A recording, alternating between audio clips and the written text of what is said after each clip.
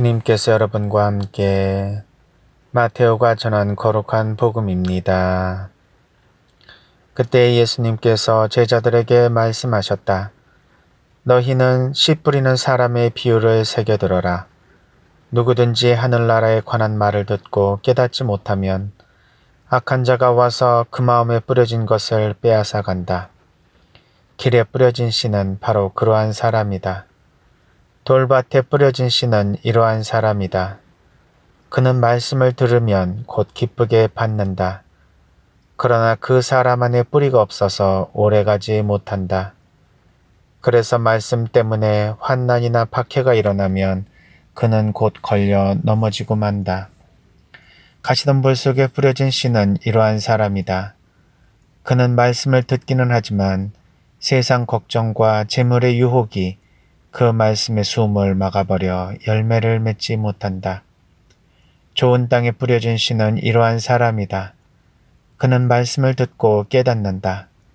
그런 사람은 열매를 맺는데 어떤 사람은 100배, 어떤 사람은 60배, 어떤 사람은 30배를 낸다. 주님의 말씀입니다. 그리스도님 찬미합니다. 전 예수님, 오늘 마테오 복음에 씨 뿌리는 사람의 비유를 들었습니다. 우리가 잘 알고 있는 비유의 말씀이죠. 하느님 나라에 관한 말을 듣고 깨닫지 못하면 악한 자가 와서 마음에 뿌려진 것을 빼앗아가는 길에 뿌려진 씨가 있고 돌밭에 뿌려져서 오래 가지 않아 환난이나 역경이 닥치면 곧 말라버리는 그런 돌밭에 뿌려진 씨도 있습니다. 또한 세상 걱정과 재물의 유혹으로 말씀의 숨을 막아버려 열매를 맺지 못하는 가시덤불 속에 뿌려진 씨도 있고 그러나 100배, 60배, 30배의 열매를 맺는 좋은 땅에 뿌려진 씨도 있다는 말씀을 하십니다. 우리는 이 씨 뿌리는 사람의 비유를 듣고 우리는 씨 뿌리는 사람의 입장에서 이 복음 말씀 묵상하는가 아니면은 씨 뿌려지는 밭의 입장에서 내 자신을 한번 생각해 보는가 이런 여러 가지 묵상이 가능할 수 있을 것 같습니다. 씨 뿌리는 사람의 비유인가 아니면 씨가 뿌려진 밭의 비유인가 어느 것을 통해서도 우리는 하나님 말씀과 관련해서 우리의 삶을 대입해보고 묵상해볼 수가 있을 것 같습니다. 저는 오늘은 이제 밭의 입장에서 우리의 마음, 즉 나의 마음은 어떤 밭일까 가장 쉽게 접근할 수 있는 묵상으로 다시 한번 이 비유의 말씀을 생각해 보았습니다. 좋은 밭에 뿌려진 그러한 씨가 내 마음 안에서 자라고 있는가 아니면 내 마음은 세상 걱정과 여러 가지 번뇌로 인해서 복잡한 이 마음 상태로 하나님의 말씀이 열매를 맺지 못하는 가시덤불인가 아니면은 돌밭인가 아니면은 길거리에 부러진 씨앗인가 어느 하나의 상태로 보기가 되게 어려운 것 같습니다. 삶을 살아가면서 이럴 때에는 가시덤불에 뿌려진 씨와 같은 마음이고 이럴 때에는 돌밭에 뿌려진 것 같은 느낌이 들고 또 어느 때에는 돌바닥에 뿌려져서 해가 떠서 곧 어려운 상황이 되면 씨가 싹도 트기 전에 말라버리거나 아니면 새들이 와서 쪼아 먹어버리는 하나님 말씀이 옆에 다가왔다가 그냥 스쳐서 사라지는 그러한 상태의 마음도 있는 것 같습니다. 그러면서 좋은 밭에 뿌려진 씨앗을 생각해 보면 나는 왜 그런 밭이 아닐까? 나는 왜 그런 밭에 뿌려진 하나님의 씨앗을 품어서 열매를 맺지 못할까? 이런 생각을 할 수 있습니다. 그러나 저는 비교할 필요는 없다는 생각이 듭니다.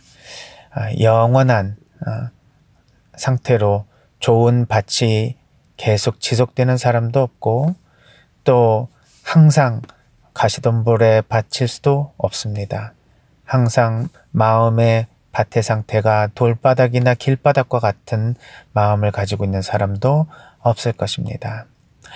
이 비유의 핵심은 내가 어느 마음으로 하나님의 말씀을 받아들이느냐 하는 것에 있는데, 그때의 마음 상태는 수시로 바뀔 수 있는 것이지, 내가 태어나면서부터 어느 밭을 가지고 있다든지 아니면은 내가 살아오면서 결국 어느 밭으로 변해서 계속 그 밭의 상태로 삶을 마감한다든지, 즉 나의 밭의 상태가 어떻다라는 것을 규정해서 내 밭의 상태를 인식하라는 말씀은 아닐 것입니다.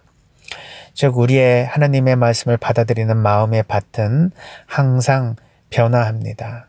어쩔 때는 좋은 밭으로, 어쩔 때는 길바닥으로 변화하죠. 따라서 하나의 밭의 상태로 내 자신을 생각하고 나는 안 되는가 보다. 나는 포기해야 되겠다. 나는 왜 다른 사람과 같지 않고 항상 이렇게 유혹에 빠지는가? 나는 왜 늘 같은 실수를 반복하는가? 나는 왜 하나님 말씀을 듣고도 다른 사람처럼 그렇게 깊은 감명과 감화를 받아서 회개와 또 하나님의 말씀을 따르는 삶을 살지 못하는가? 이러한 자책의 마음을 가질 필요는 없을 것입니다. 오히려 그런 자책의 마음이 생기고 또 남과 비교해서 자신이 보잘것없이 느껴질 때면 어떻게 하면 나는 내 밭의 상태를 좋은 밭으로 만들 수 있을까를 생각하는 것이 중요할 것 같습니다. 따라서 이 씨 뿌리는 사람의 비유, 또 씨 뿌려진 밭의 비유는 모든 사람이 자신의 마음 상태를 어떻게 가져가야 되는지에 대한 중요한 통찰을 제공해 주십니다. 카렌 호나이라고 하는 심리학자는 자기 멸시의 특징 중에 하나는 자신을 학대하는 것이다 라고 말합니다. 즉 내 자신은 가시덤불과 같은 밭이야, 내 자신은 돌밭이야, 내 자신은 길바닥이야 라고 생각하는 사람들이 계속해서 나는 좋은 밭으로 내 자신을 가꾸려는 의지보다는 내 자신의 현재 있는 이 상황을 너무너무 힘들게 생각할 뿐만 아니라 그것에 대해서 안 좋게 생각하고 멸시하는 그런 마음을 가지게 되면 결국 자기 자신을 비난하고 학대하게 되죠. 타인이 자신을 학대했을 때 그것을 용납하지 않는 것이 생명의 기본이라면 자기가 자기 자신을 학대하면서 오히려 생명의 기본을 무너뜨리는 일이 발생할 수도 있습니다.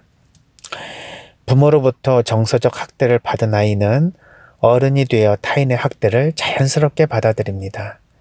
만일 우리가 영적인 내 마음의 상태를 항상 비관적으로 보고 그리고 남과 비교해서 못난 자기 자신을 자꾸 착착하게 되면 이것은 어려서부터 부모에게 정서를 받은 아이들이 커서 타인의 학대를 자연스럽게 받아들이고 자기 자신도 그렇게 부족한 자신을 학대하는 것을 자연스럽게 받아들이는 것처럼 영적으로 나도 부족하다라고 하는 자신의 부족한 모습을 더 좋은 모습으로 갖고 나가려고 하는 노력보다는 스스로 포기하려고 하는 그런 마음을 갖기 쉽습니다.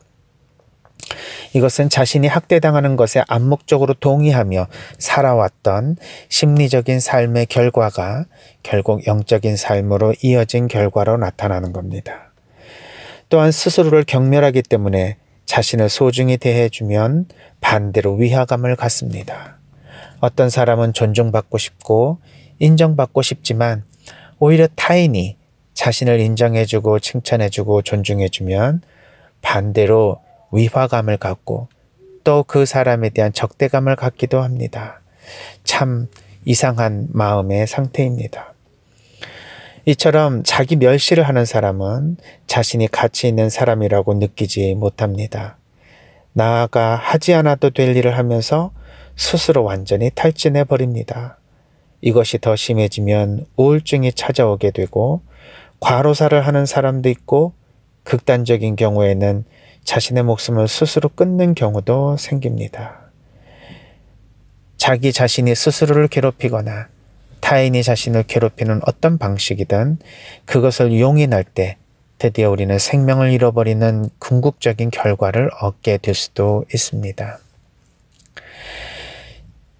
저는 이 복음 말씀을 통해서 내 자신의 마음의 밭이 좋은 밭이라고 말을 할 수 있는 사람은 많지 않을 것이다. 우리 대부분은 정말 인간적인 약점과 또 원조의 결과로 인한 그러한 죄에 대한 경향성으로 항상 죄에 빠져서 힘들게 살아가는 하루하루의 삶을 살고 있습니다.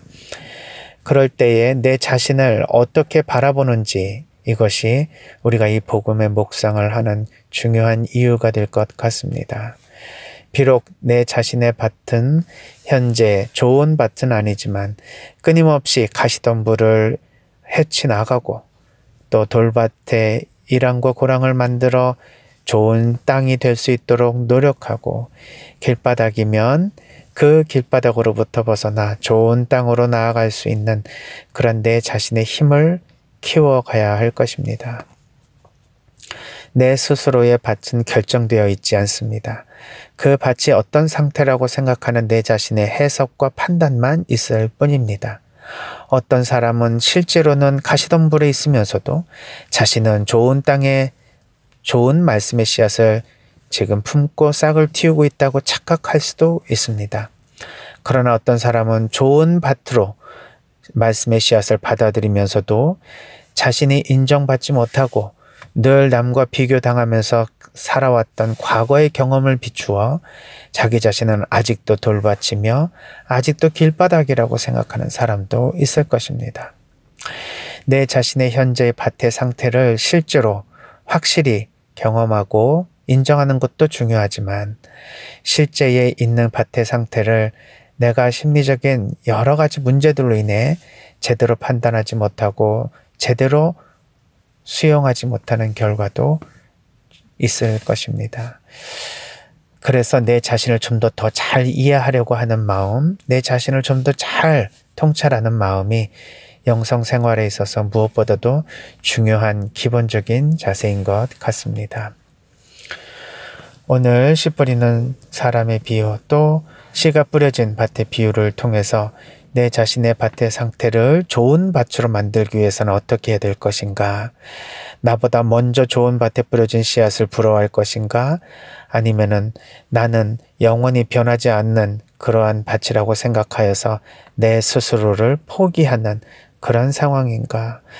여러 가지 상태로 생각해 볼 수 있을 것입니다. 한 가지 확실한 것은 자존감이 높은 사람은 영적인 이러한 상태에 있어서도 하나님의 사랑을 잘 받아들일 수 있는 마음의 상태가 됩니다. 그러나 자존감이 낮은 사람은 부모님으로부터 뿐만 아니라 다른 사람으로부터 인정과 또 칭찬을 받지 못한 이유로 인해서 하나님께로부터 인정받고 하나님께로부터 사랑받는다는 것에 대한 그 사실도 사실 있는 그대로 수용하기 어렵다는 것. 그래서 스스로 좋은 밭임에도 불구하고 가시덤불 밭이다, 돌밭이다, 또는 길바닥이라고 스스로 생각하며 더 나아갈 수 있음에도 불구하고 나아가지 못하는 상태로 머물러 버릴 수도 있다는 것. 이러한 묵상을 통해 우리는 좋은 밭으로 누구든지 어떤 경우에든지 어떤 삶에서든지 하나님께서는 우리를 초대하고 계신다라는 희망과 믿음을 잃지 않았으면 좋겠습니다. 이 좋은 밭으로 갈 수 있다는 것, 그리고 나의 마음의 상태를 포기하지 말고 끊임없이 내 마음을 좋은 밭으로 일구라는 하나님의 말씀으로 알아듣고, 오늘도 조금씩 영성적인 삶 앞으로 나아가고 정진했으면 좋겠습니다. 우리 모두의 삶에 하나님께서 축복을 내려주시기를 간절히 청하며 오늘 하루 하나님의 기쁨과 축복 속에서 행복하시기를 바랍니다.